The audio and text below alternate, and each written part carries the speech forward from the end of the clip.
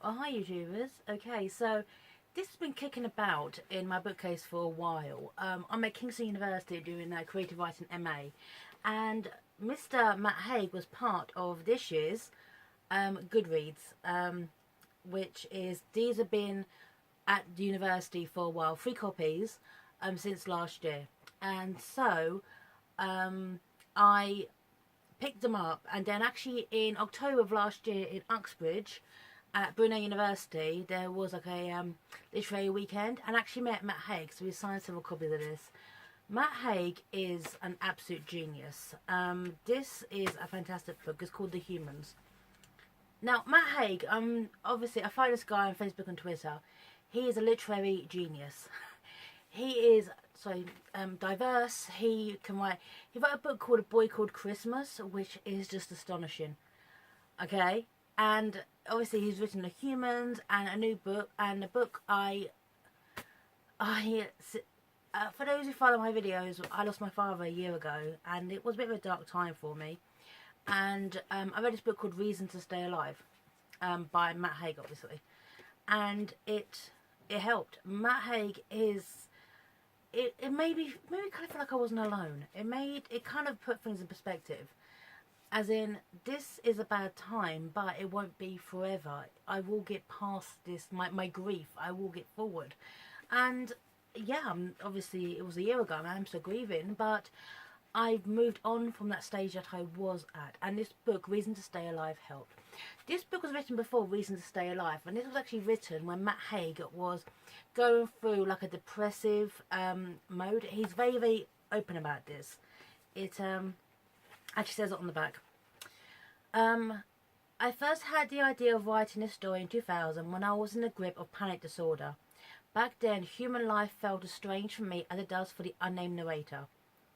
I was living in a state of intense but irrational fear that meant I couldn't even go into a shop on my own or anywhere without suffering a panic attack. Yeah. So, this book kind of...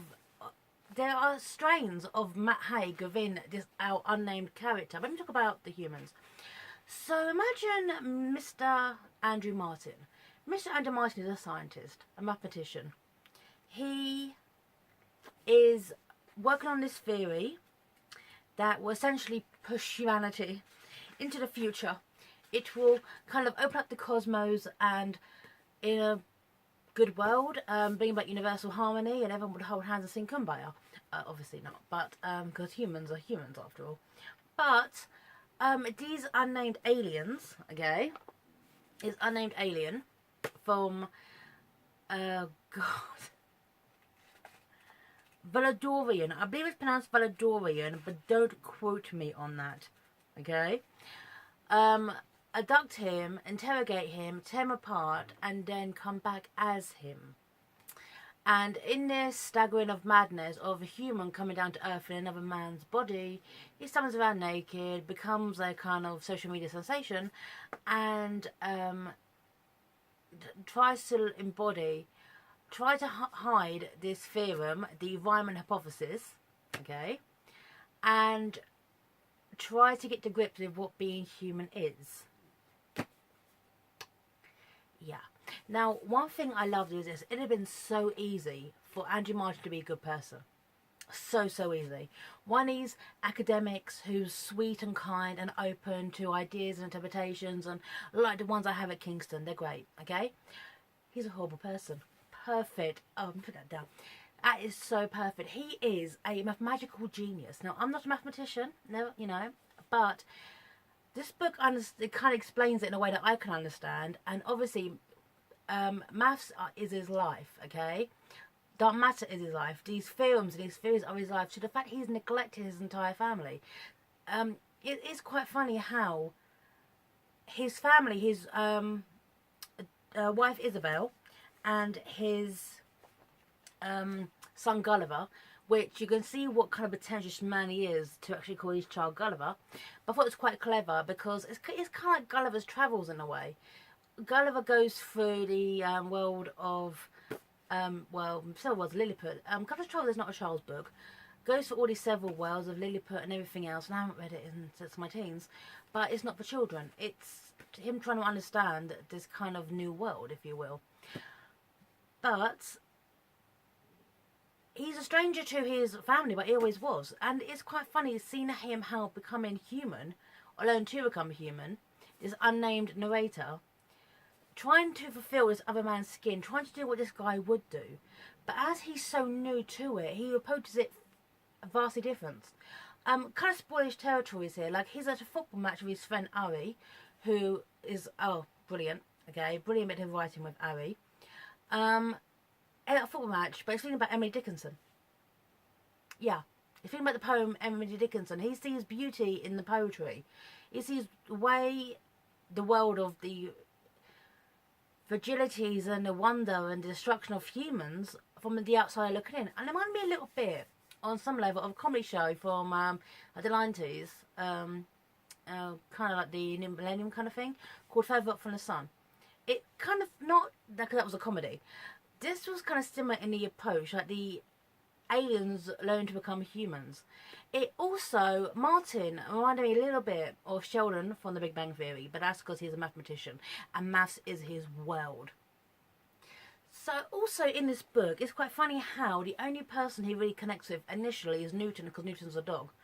Obviously, dogs can see through into our souls, and Newton's obviously decided that our unnamed alien is not a bad person. But it's just the concept of learning to love, and also the fact that this alien, okay, who doesn't have a name, let's keep calling him Andrew, this alien has inherited Andrew's body, and now also Andrew's mistakes in life, and he has to succeed to correct them. His relationship with Isabel, as I thought, was really, really clever, because this is a woman who loves her husband, but has been so used to there's so much distance between them. He's neglected her and his family that she has to kind of get to know him again. And it's quite nice in a way that she likes this new him. Now, there is a climax, which I'm not going to spoil, but it kind of was like, oh my god. I actually just finished this today on the tube. I was like, oh my god, film, okay? Please film. Actually, that's Brendan Coyle. I don't know why, but I was vision as Brendan Coyle, which I know is impossible. But, Hugh Bonneville. I think if this was turned into a film, Hugh Bonneville from Downton Abbey and Tipping the Velvet and Paddington would be a perfect Andrew Martin. I don't know why, but now I can just see Hugh Bonneville. Okay. So, this book is, you're not just kind of seeing humanity, you're kind of seeing the flaws and the beauty, and there's bits where you step back and you're like, wow, you don't see it like that. We're so used to the world around us, we can't think of anything else. I'm going to read out two bits that just grabbed me, okay? It's from page 206, called How to See Forever, and it opens up with Emily Dickinson. Things will never come again is what makes life so sweet, okay? It's on page 207, okay? Here we go. You see, when you look at a human's face, you have to comprehend the luck that brought that person there. Isabel Martin had a total of 150,000 generations before her, and that only includes the humans. There was 150,000 unlikely copulations resulting in increasing unlikely children. That was 1 in quadrillion chance multiplied by another quadrillion for each generation, or about 20,000 times more than the number of the atoms in the universe. But then that was only the start of it, because humans had only been around for 3 million Earth years, certainly a very short time compared to the 3.5 billion years since life first appeared on this planet. How often do we see ourselves like that? The generations before us, the things that went on to get us to where we are. And him becoming human, it's quite funny how little things that don't really seem important to us actually are. Like, there's one bit at the back where he mentions, it's like this list, okay?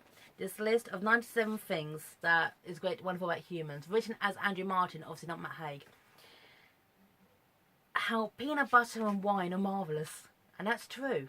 Peanut butter and wine are marvellous. Okay? Number 51 on this. Alcohol in the evenings is very enjoyable. Hangovers in the mornings are very unpleasant. At some point, you'll have to choose evenings or mornings.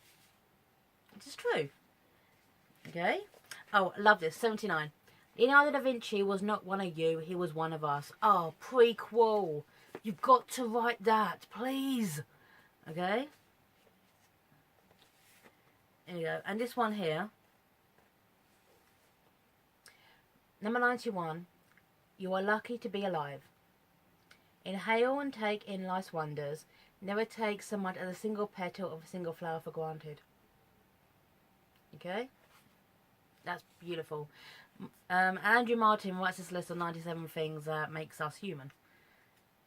So I can't spoil this, which is quite difficult, but just imagine this like mathematical world, these aliens which kind of travel into us at light speed. It's kind of difficult to kind of get into the metaphysics of this, which the entire world is maths, it's numbers. The thing is about mathematics has no emotion. Okay, we humans have emotion, but mathematics don't. Imagine your entire world is like that. You are geniuses. You travel the universe. You're trying to put right things that you think humanity is not, well, not humanity, but people aren't ready for. But you've never experienced love. And the thing is about this alien is little things that you don't really get. You don't know what he looks like. You get little hints like rain. Rain is toxic to them. Rain is like acid to them. And so Andrew Martin, the alien, if you will, is terrified of rain. Little things like that. You don't learn that much about the alien apart from how kind of depressing really it is. I mean, obviously humans looking at them the same way they're looking at us. But I love this book. This book was fantastic. I read it very, very quickly after I pulled it out of my bookcase today. I loved it. Matt Haig, I follow him on Twitter and obviously Facebook, and I've actually met him, as I said before, nice guy. He's doing an event for his new book, How to Stop Time, in August. I've just bought a ticket to that, so I'm going to put in a link to that too. So, I do like Matt Haig. His words have kind of brought me out of bad times in my life. So, for the Kingston Uni reads, the Kingston Uni Big Reads, I think a lot of our students have read this. I recommend this book. It's fantastic. So, it's well written. It's an easy read for which takes the subject matter. And I loved Ari. So, but I won't spoil. That's the thing. No spoilers. Just read this book. I'm prepared to be amazed. Right. So I took a nail for about 10 minutes. I'm signing off here. And sign off and take care. Mwah. Goodbye now.